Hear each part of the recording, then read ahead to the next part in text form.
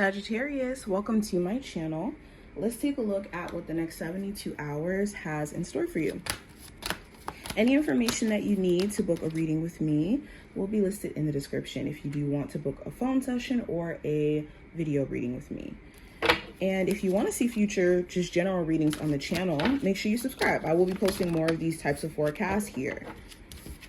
First card we have is Vampire. It represents emotional intelligence. Clear as day, stay away from energy vampires.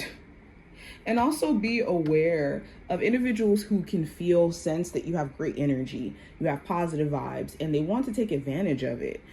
There is somebody around you where they could be vibing so low that they could try to take all of your good energy, all of your motivation, all of what you try to pour into them, and they don't have anything to pour back or give you in reciprocity. And it's gonna feel like you've overextended yourself or you've overly given to this person just off of that basis.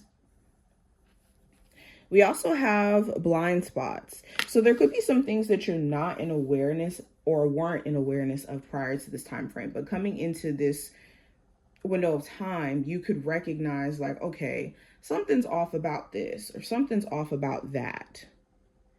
Whether this is about a person, a situation here, or even things that personally you may not be able to see about self, because the blind spots card does talk about us maybe going through certain challenges or us being faced with certain things in life and maybe not having an awareness of why or an awareness of what it's trying to teach you. So this time frame could reveal that. We also have the Apple, which talks about risk and reward.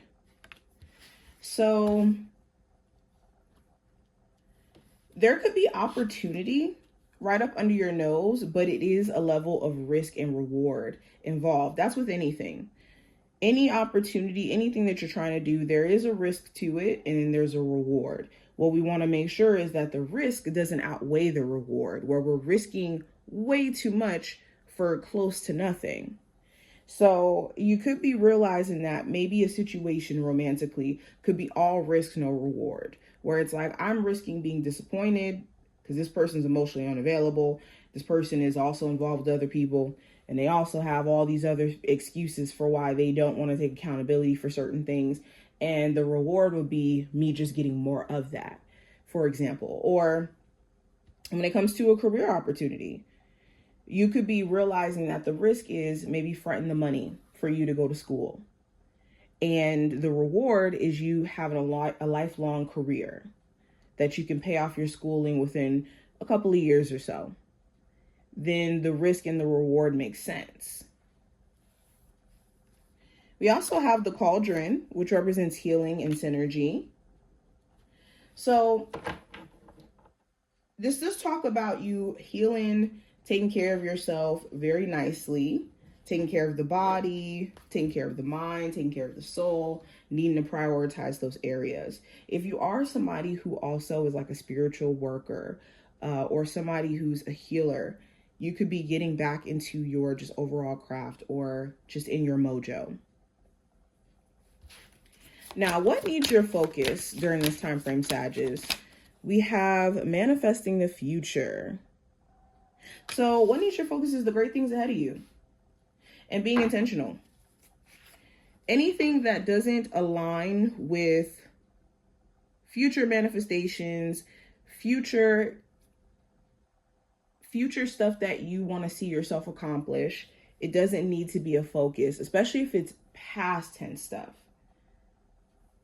What also needs your focus, we have alchemizing confusion into clarity.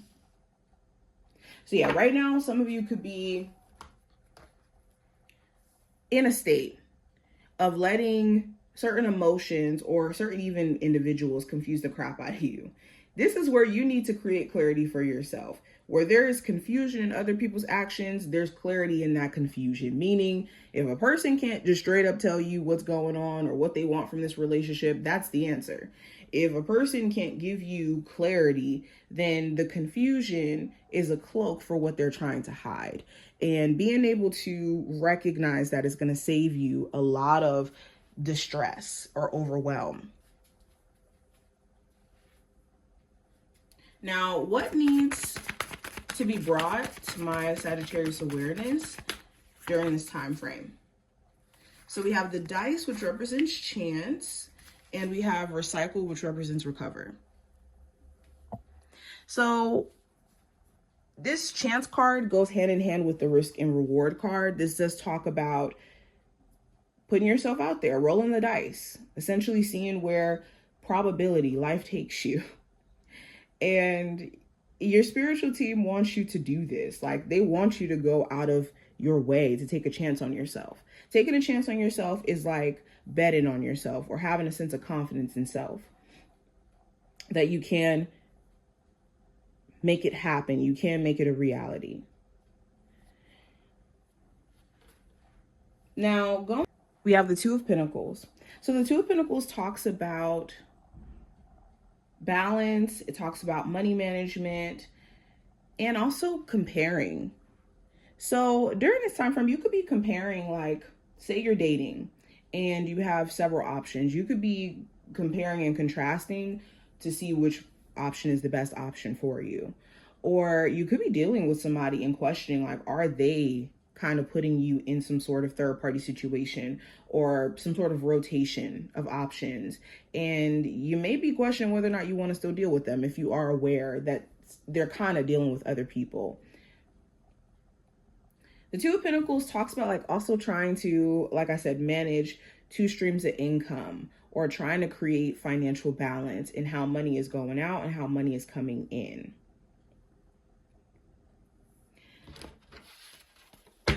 This could also talk about, like, trying to manage highs and lows within an existing relationship. Like, there could be some high points and then some low points. Now, I do have the Five of Pentacles in reverse when it comes to career. So you could be seeing that financially things are starting to recover, or you're taking steps or initiatives to financially recover from certain setbacks. So this could be, you starting to work a new job and now the checks are coming in, or you're starting to see you saving and putting off certain extra expenses. You're able to hold on to more of your money.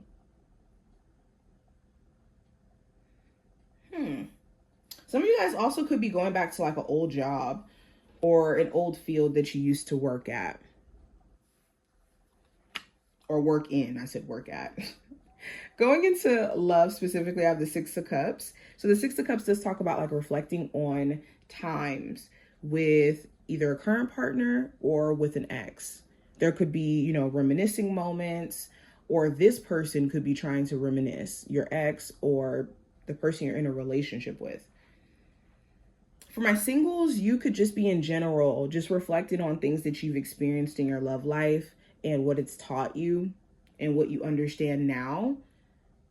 Especially if you did have a connection with somebody that lasted from, like, you being a child or from your childhood, where it's like, we've been through a lot and I've learned a lot about myself and also about dating. You guys could be trying to connect with somebody who may need to be freed from their past or not focus so much on it. Or, like, what issues and trials and tribulations they may have with, like, the person they have children with. Now, going into what I see for the advice, we have the Ten of Wands. The Ten of Wands talks about stress management. It talks about not putting too much on your plate and overwhelming yourself. So, yeah, you may need to take it easy. Also, if a situation comes with too much stress, too much overwhelm, is it worth it? Is it worth it? Making sure that you're looking at the risk compared to the reward.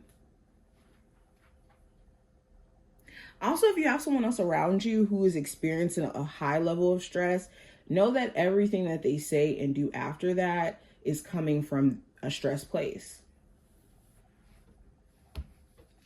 Now, going into the possible challenge, I have the Four of Wands.